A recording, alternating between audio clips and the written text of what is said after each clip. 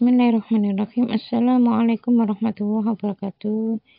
Ini Bunda dan Pak suami serta anak-anak ke CFD ya. Ini setiap hari Minggu adanya ya.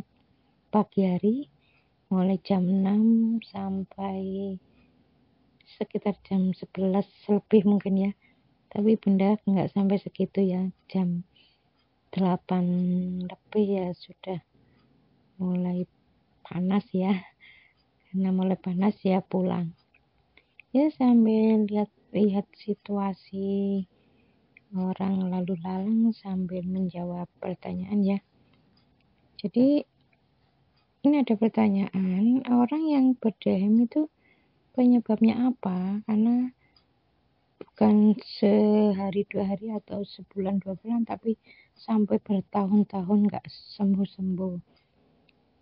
Jadi orang yang berdhem itu kan berdhem itu insya Allah kalaupun suaranya yang sampai siapapun orangnya, yang muslim atau tidak muslim, itu insya Allah jenis bicaranya adalah emosional, marah, kaku, menekan ya, rata-rata di titik itu ya. Pokoknya kalau nggak kepingin berdhem sampai berbulan-bulan kok nggak sembuh-sembuh, itu insya Allah di titik itu ya yang harus diperbaiki. Kalau bicara jangan emosional, jangan marah, jangan kaku, jangan menekan. Nah, kaku itu orang itu ya harus ngikut, itu namanya kaku. Jadi kaku, menekan itu nggak boleh. Kamu harus begini, nggak boleh. Kalau nggak ya itu kan namanya kaku, menekan. Jadi apa yang diinginkan itu harus dilaksanakan. Ya pokoknya kalau sudah disampaikan ya terserah mau dilaksanakan atau enggak. Makanya orang-orang yang dhem bertahun-tahun itu insya Allah melakukan seperti itu. Nanti bisa dicek ya. Ya pokoknya kalau ingin sembuh jangan melakukan emosional kalau bicara, jangan marah, jangan kaku, jangan menekan ya, gitu aja. Insya Allah tidak akan berdhem lagi. Belajar menjadi seorang yang peneduh ya. Jangan kalau di dalam keluarga itu kalau menyuruh itu entah dengan istri atau suami atau orang tua itu menyuruhnya dengan kaku ya.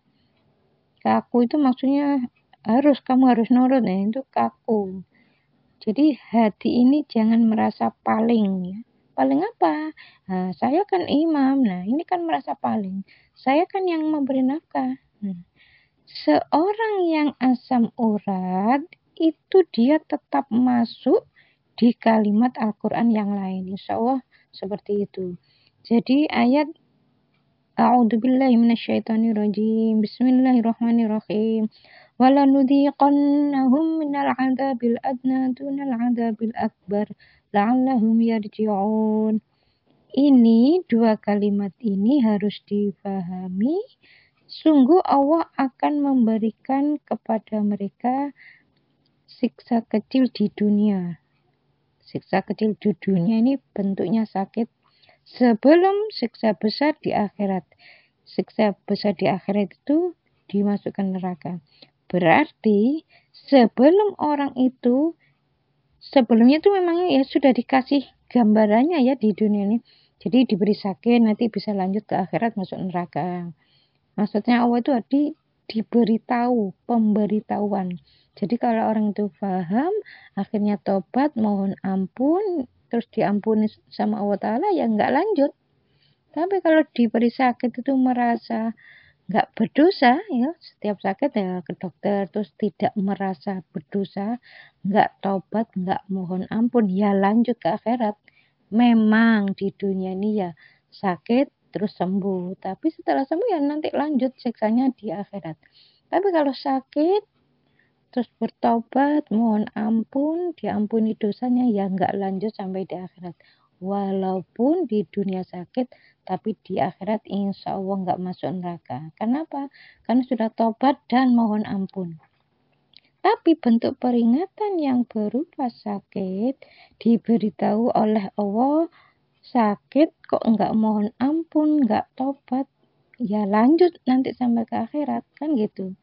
Jadi ayat ini menunjukkan orang yang sakit itu masuk neraka nanti kalau tidak bertobat dan mohon ampun. Kalau bertobat dan mohon ampun, diampuni dosanya, ya nggak lanjut. Jadi maksudnya ya nggak lanjut ke akhirat.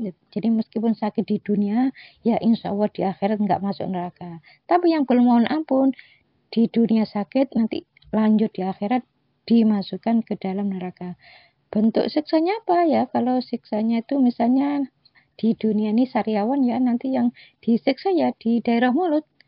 Kalau di daerah misalnya di leher ya, lehernya kaku, terus tangannya kaku. Nanti di akhir yang disiksa ya tangannya, ya lehernya.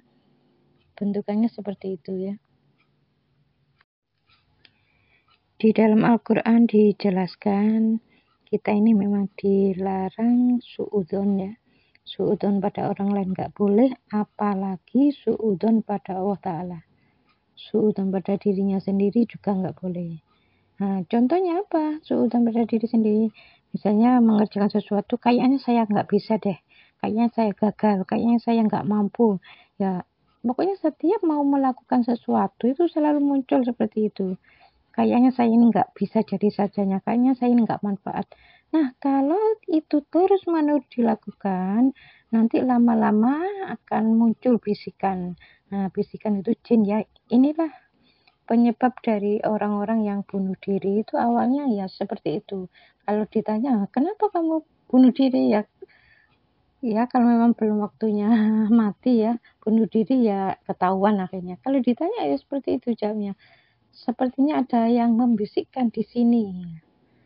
Disuruh bunuh diri ya, karena biasanya bisikannya tuh kamu nggak manfaat, mati aja. Kamu nggak manfaat ya, mati aja. Nggak manfaat, mati aja kamu. Akhirnya lompat, bunuh diri. Nah, itu kalau dari sisi akhlak ya memang seperti itu. Nah, ini kalau di Indonesia ini ya kalau sudah membunuh ya ada yang bunuh diri, ada yang membunuh anaknya.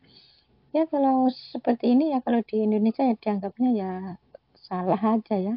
Dianggapnya membunuh itu salah. Padahal ya membunuhnya itu secara nggak sadar lah ya istilahnya. Jadi ada makhluk yang dorong tangannya itu untuk bunuh dan ada bisikan. Ya, mudah-mudahan video ini ada manfaatnya ya. Assalamualaikum warahmatullahi wabarakatuh.